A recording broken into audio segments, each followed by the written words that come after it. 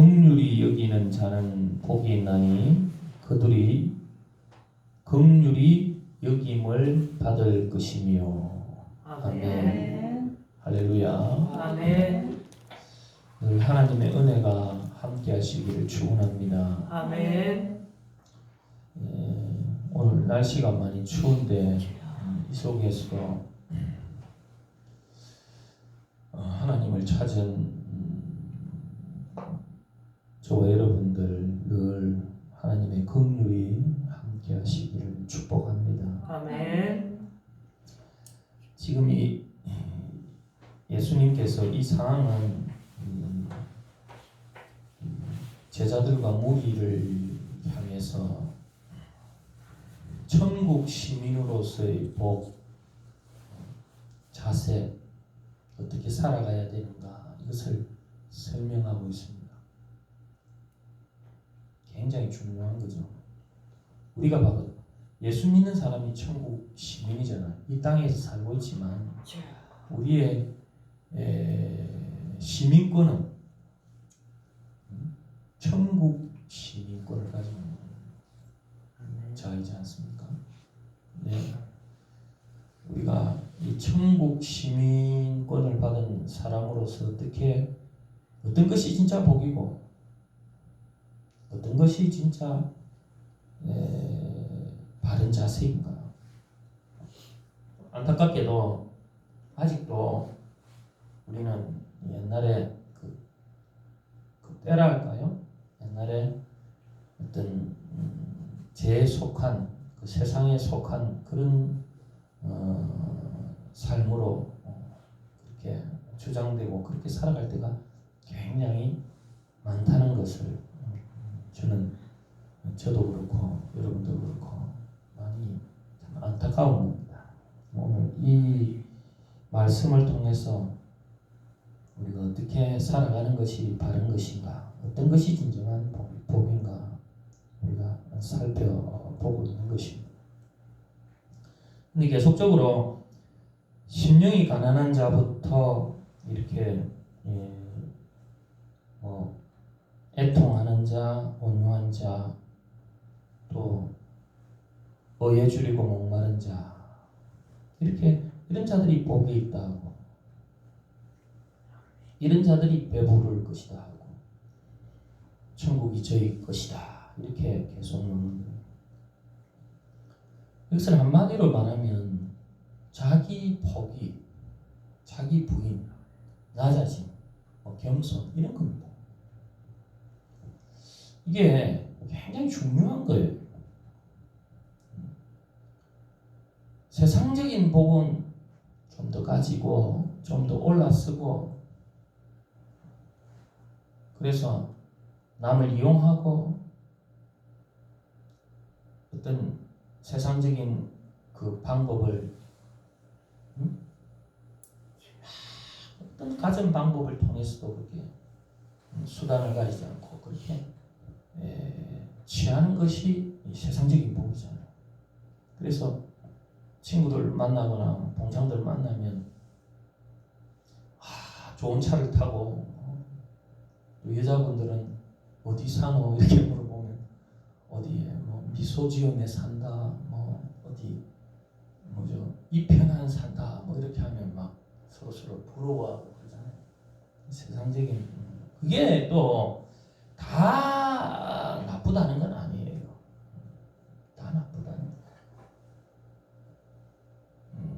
우리가 그러나 먼저 천국 시민으로서 무슨 물질적으로도 하나님이 은혜 주셔서도 나누고 베풀면 좋은 거잖아요. 하나님이 주신 은혜로 또 좋게 살면 좋은 거죠. 그러나 중요한 것은 그 전에 이 나중에도 그 이야기를 하는데 예수님께서 먼저 그의 나라와 의를 구하라고. 그러니까 먼저 우리가 구해야 될 게 천국 시민으로서 먼저 해야 될 게 이게 뭐냐면 자기를 부인하는 거, 자기를 내는 거. 제가 목요일이었나요? 우리 신대원 이 중에서 우리 서부 시찰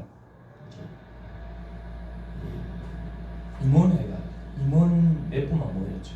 저는 원래 임원을 안 시킬 텐데 하도 이제 제가 모임에 잘 안 나오니까 목사님들이 모임에 놓으라고 그다 회계를 맡겨놓은 우스개로 그랬는데 맞는 것 같아요. 제 진짜.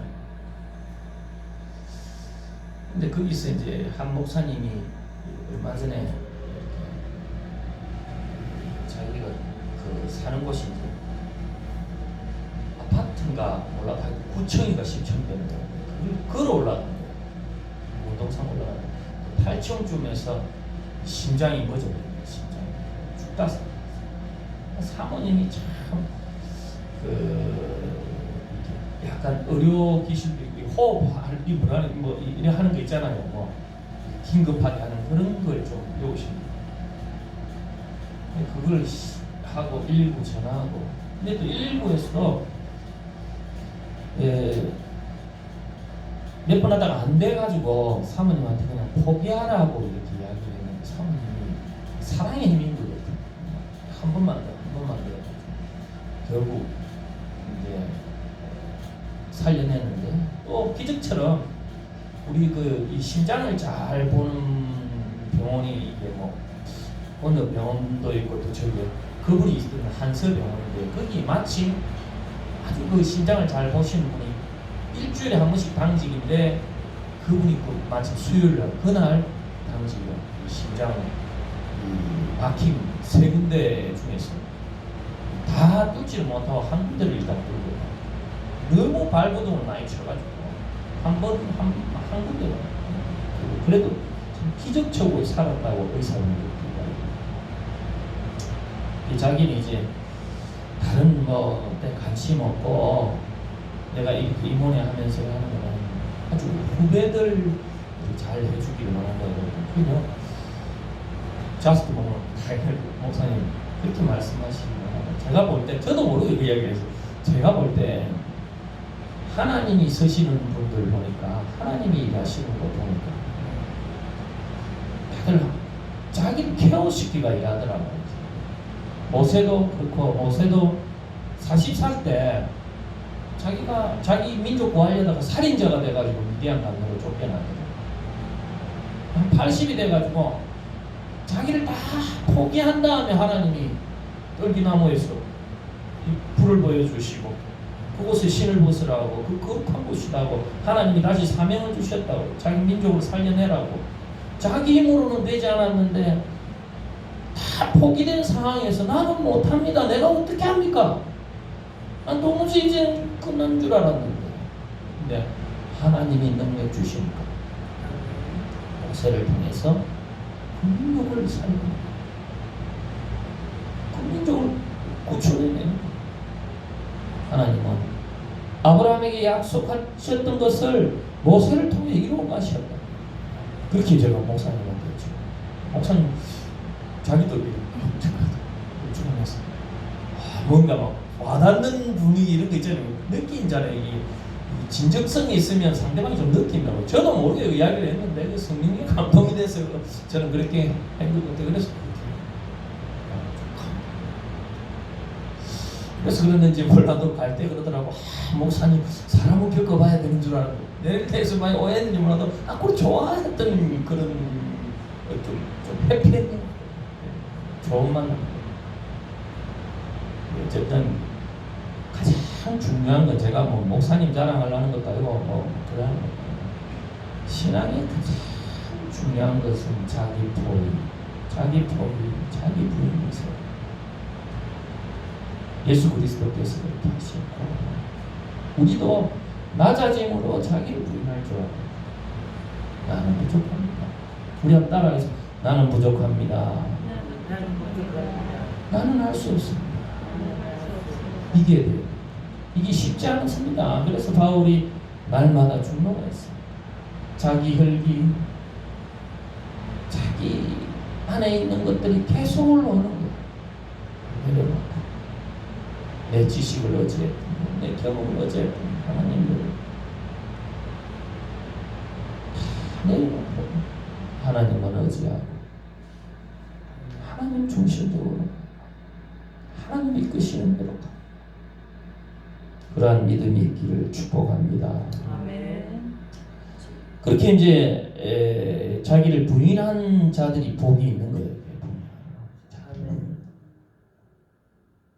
혹시 세상 쫓았다 같은 건 정말 회개하시고 내려놓고 주님이 가신 길 가기로 합니다. 우리 신앙도 잘못 들어보면요, 자꾸 그러다 보면요, 욕심이 죄를 낳고 죄가 사망해.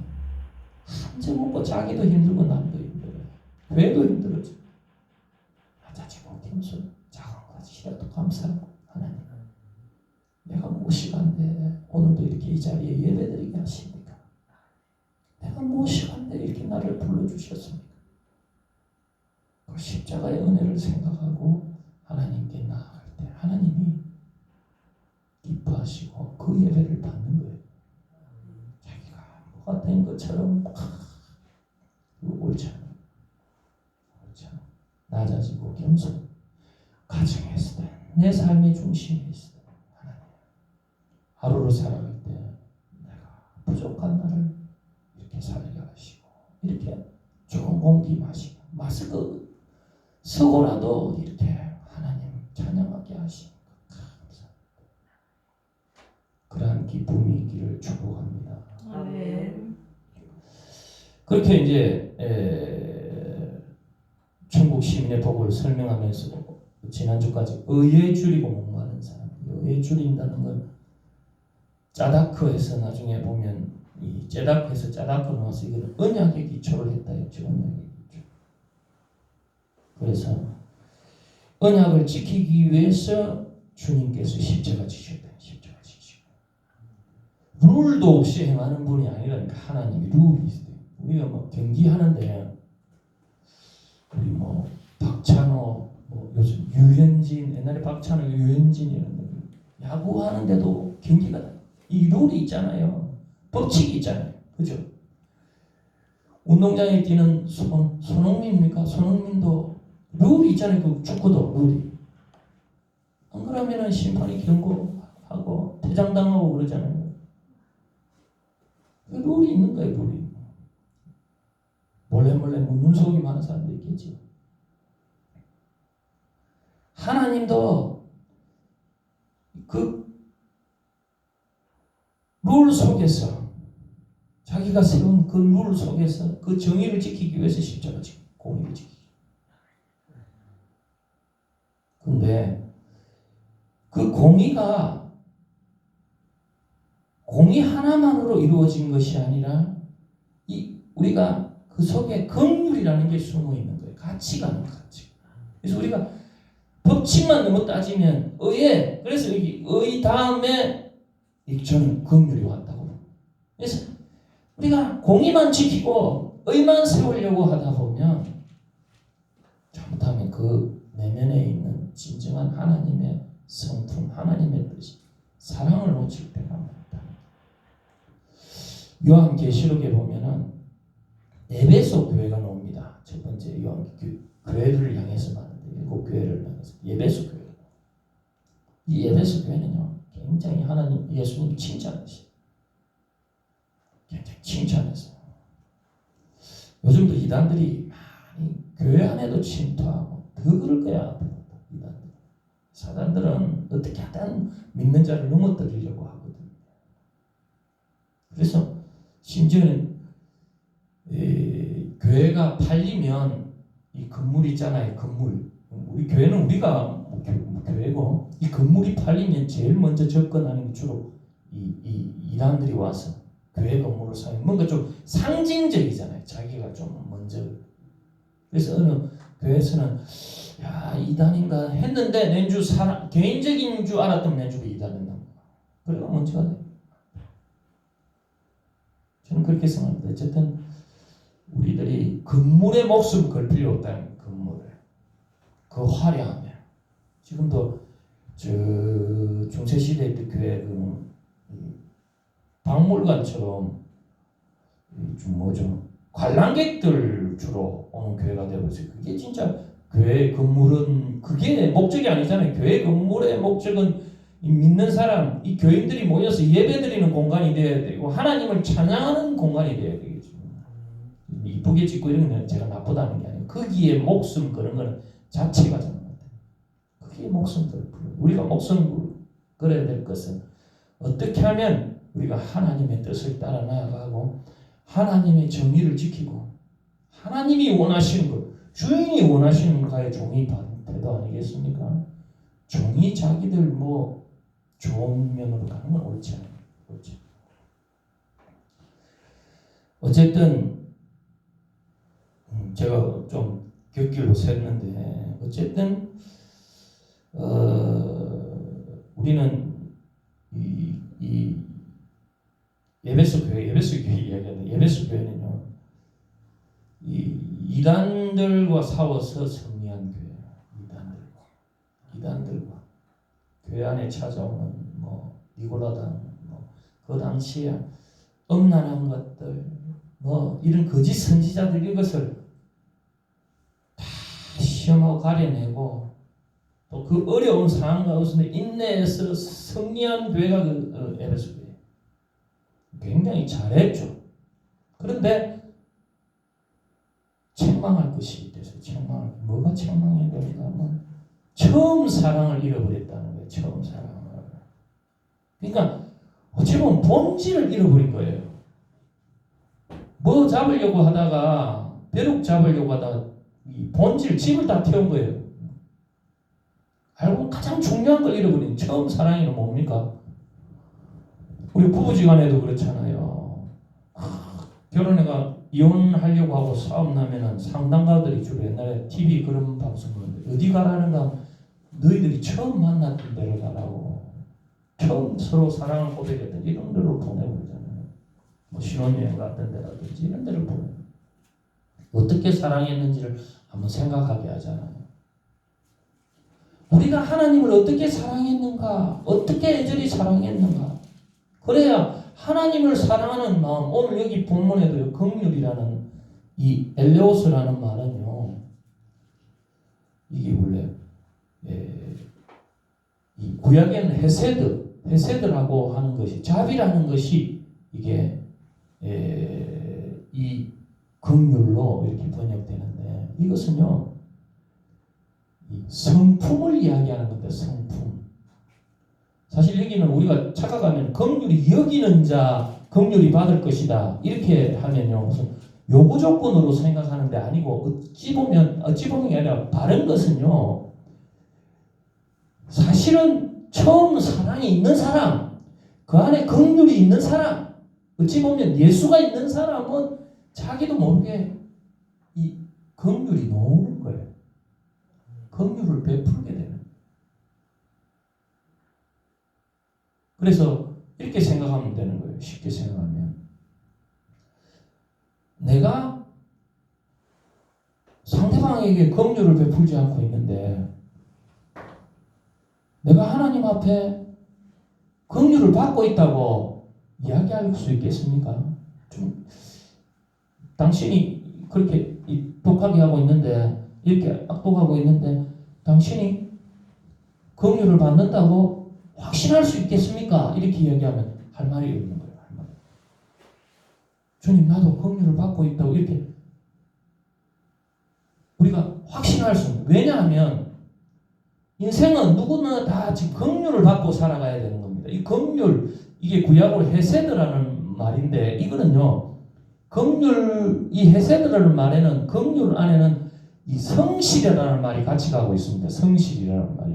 그래서 주의 인자하심, 긍휼하심 속에서는 늘 성실하심이 같이 가는. 왜 같이 가는가? 같이 이렇게 표현되는가 하면 이렇게 보면 되는 겁니다.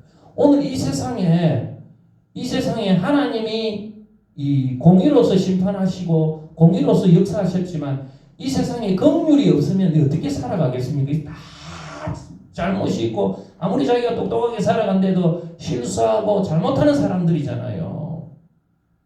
그러니까 긍휼이 필요한데 긍휼이 한 번 하고 말아보면 여기서 우리 예배드릴 수 없는 거예요. 계속 성실하게 변함없이 오늘도 주님은 우리를 긍휼히 여기십니다. 그래서 부모들이 우리가 그 하나님의 사랑을 다 표현할 수 없지만 우리 형제들은 한 번씩 부모한테 그러죠. 그 아들 진짜 못됐는데 이제 좀 그만 좀 하이소. 그만 포기하이소. 이런 말도 나오지만 부모 입장에서는 보면 그 아픈 손가락이 계속 불쌍한 거예요. 하나님도 그런 거예요. 계속적으로 우리를 긍휼히 여기시고 공의 속에 공의를 지키지만 그 긍휼을 지키고 있는 계속. 오늘도 그 긍휼을 우리에게 베푸셔서 이 자리에 놓은 겁니다. 이 자리에 놓은 거예요. 하나님이 그 긍휼을 멈추면 우리가 어떻게 할 수 없는 존재. 그러니까 우리는 다른 말로 하면 오늘도 긍휼을 받고 살아가고 받고 있다는 거예요.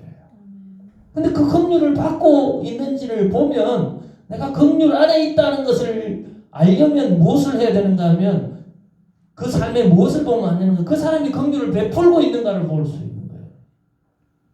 이걸 잘못 오해하면 우리가 무슨 딜로 생각, 하나님 내가 긍휼히 여기 생겨 나도 긍휼히 여기 주시오, 이게 아니에요. 긍휼을 받고 있는 자는 긍휼을 행하고 있다고 볼 수 있어요. 그래서 마태복음 18장에 보면 그 뭐죠? 1만 달란트 빚진 자가 1만 달란트. 자기는 1만 달란트 자기 가족 다 그냥 빼앗기고 다 구속될 상황인데 용서를 해준 거야. 하도 불쌍히 여기다가. 근데 자기는 돌아서서 1만 달란트라면 도저히 이 돈으로 환산할 수 없는 그 큰 돈인데 아주 작은 돈 100데나리온 그 1만 달란트는 비교도 안 되는 그 돈을 자기에게 빚진 사람 잡아가 감옥에 가두니까 그걸 보고 옆에 보던 분간이 고발을 해버렸죠. 주인님, 저 사람은 당신은 용서를 받았는데 이 작은 돈도 용서 안 하니까 하나님 좀 놔두면 되겠습니까? 다시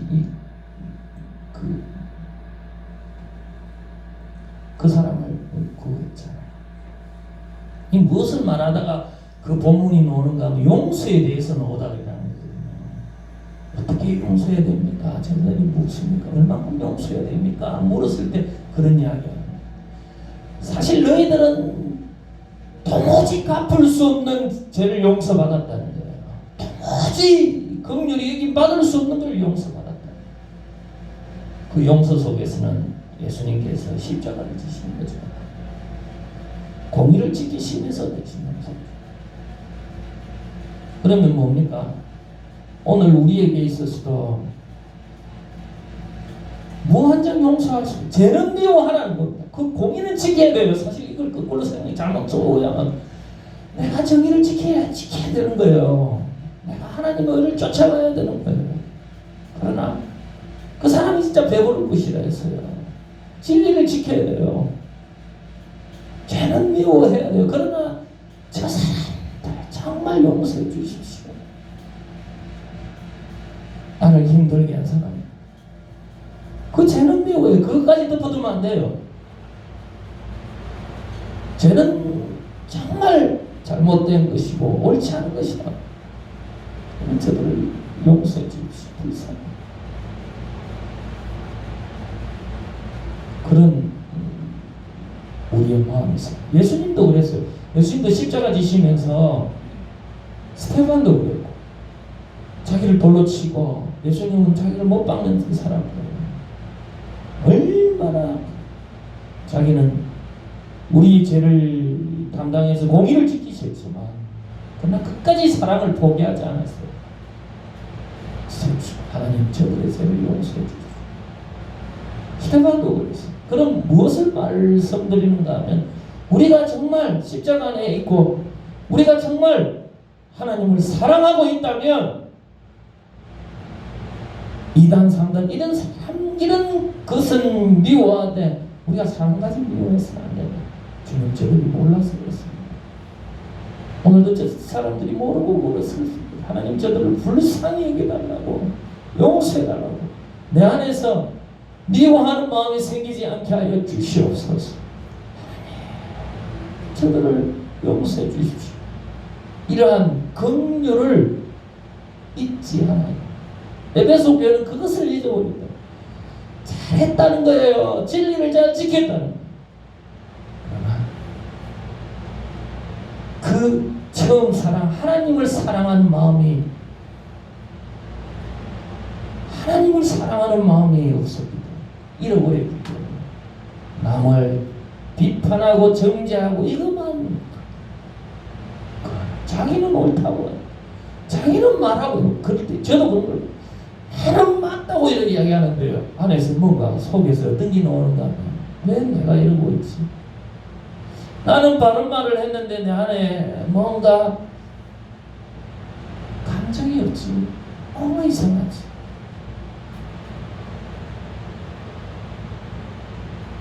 미국에 어느 뉴욕에 가면 어느 공항 이름이 생각이 안 나는데 무슨 공항이 한두 개입니다. 그 공항에 그 이름이 그 판사의 이름이 그 공항에 이름이 기억이 나요. 그 판사가 날 판결할 때 노인이 추운 날 뭐 20달러인가 20센트인가 그게 없어서 너무 배고파서 남의 돈 그 20달러인가 그걸 훔치게 됐어요. 마지막 노인에게 할 말이 없냐고 하니까 그 노인이 하는 말이 판사님 불쌍히 여기라 긍휼히 여기라.